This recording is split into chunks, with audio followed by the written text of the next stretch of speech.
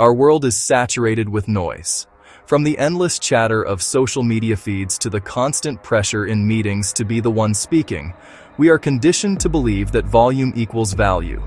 We mistake verbosity for intelligence and quick replies for confidence. The person who talks the most is often perceived as the leader, the most knowledgeable, the one in charge. But this is a profound misunderstanding of where true power resides. The first and most fundamental principle is that silence creates a vacuum. Nature, as the old saying goes, abhors a vacuum, and human nature is no different. In conversation, an extended, unexpected pause creates a palpable void, a space of social and psychological tension that most people find deeply uncomfortable. Their instinct is to rush in and fill that space with words, to ease their own anxiety, to break the tension, or simply because they feel it is their turn. In that rush, they often say more than they intended. They reveal their true position, their underlying anxieties, their hidden motivations, or the weaknesses in their argument. They are not speaking to you. They are speaking to the silence. Your role is to be the calm center, the one who creates the void but is not disturbed by it. By simply staying quiet after asking a question, you transfer the pressure to them. While they are busy talking, you are free to observe and listen. You can pay attention to their body language, the subtle shifts in their tone of voice, and the hesitations that betray uncertainty. The vacuum you create becomes an engine of revelation. Think of it as a form of conversational judo. A moment of thoughtful silence can be more damning than any verbal critique. The second principle is the specific application of silence in the theater of negotiation. Here, the pause is a direct method of applying pressure and asserting value. You state your number clearly and confidently. My fee for this project is $50,000. After you say the number, the most powerful thing you can do is stop talking. Utterly and completely. Do not justify the price. Do not explain the breakdown of costs. Do not rush to fill the ensuing silence. The next move belongs to the other party. The silence that follows is a crucible. In that silence, the other person's mind races. Your quiet confidence makes your position seem firmer and less negotiable. Very often, they will be the first to make a concession. They might respond with, "That's more than we budgeted." And of course, that includes the premium service package.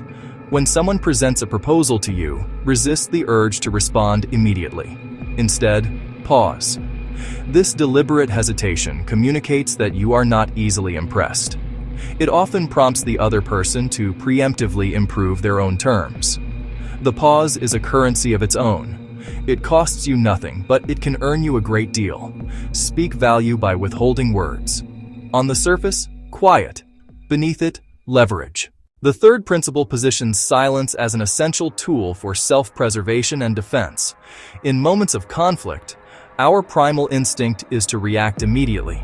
This verbal barrage is almost always a strategic error. A controlled, deliberate silence, in contrast, acts as an impenetrable shield.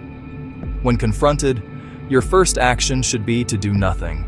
When they receive only stillness, their momentum is broken. The focus shifts to your unnerving composure. After a deliberate pause, your response carries far more weight. What makes you say that? I'm happy to walk you through the project timeline after this meeting. You have deflected the attack, maintained your professionalism. Your silence was not weakness. It was a shield that protected your credibility. By saying less, you offer a smaller target. You do not get bogged down in details. Refuse to play on their terms. Choose measured silence, then precision. The fourth principle, the aura of mystery and authority. In a world where people eagerly broadcast every thought, opinion, daily activity, the person who holds back is an enigma. People who speak less are often perceived as more thoughtful, more intelligent, more powerful. Their words, being rare, are treated as more valuable. This is the economy of speech. Scarcity creates value. Exercise discretion. You do not need to reveal everything to be respected. You create a space for others' imaginations to work. They are forced to wonder what you are thinking, which elevates your status. Those who have mastered the art of silence are masters of managing perception. True authority does not need to announce itself. It is felt. Their quiet observation makes their eventual input seem more decisive and well-considered. They are not just another voice in the noise. They are the signal that cuts through it. Speak only when you have something meaningful to add. Let your contributions be impactful, not frequent. When you answer questions, be concise and to the point, leaving a little unsaid. People begin to lean in when you talk. They will seek out your opinion. Your presence will have a gravity that has nothing to do with volume, and everything to do with the perceived depth of your silence. Cultivate the aura. Let silence do the framing. Putting theory into action. 3 practical exercises. Understanding is step 1. Mastery requires practice. The goal: retrain your conversational reflexes. Replace the impulsive urge to speak with a moment of conscious pause. Section 7. Exercise 1. Mastering the 3-second rule. Before you respond to a question of substance, pause for a full 3 seconds. 1001, 1002, 1003. This delay rewires the rhythm and your brain. Use it with your partner, your boss, your friends. At first it feels like eternity. Within days, it becomes natural. Section 8. Exercise 2. The single sentence response. Answer in a single, well-constructed sentence, then fall silent. The core message is strong, but the visuals do not align with our brand identity. If they need more, they must ask a specific follow-up.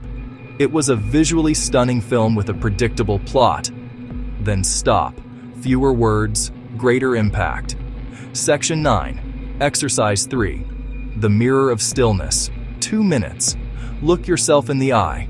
Do not speak, do not smile, do not fidget. That discomfort is the same as a conversational pause.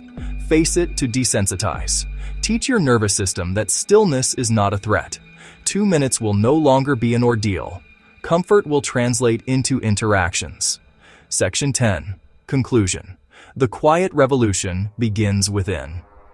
You can choose to be the signal within the noise, the void, the negotiator's pause, the shield of quiet defense, the aura of mystery and authority, the 3-second rule, the single sentence response, the mirror of stillness.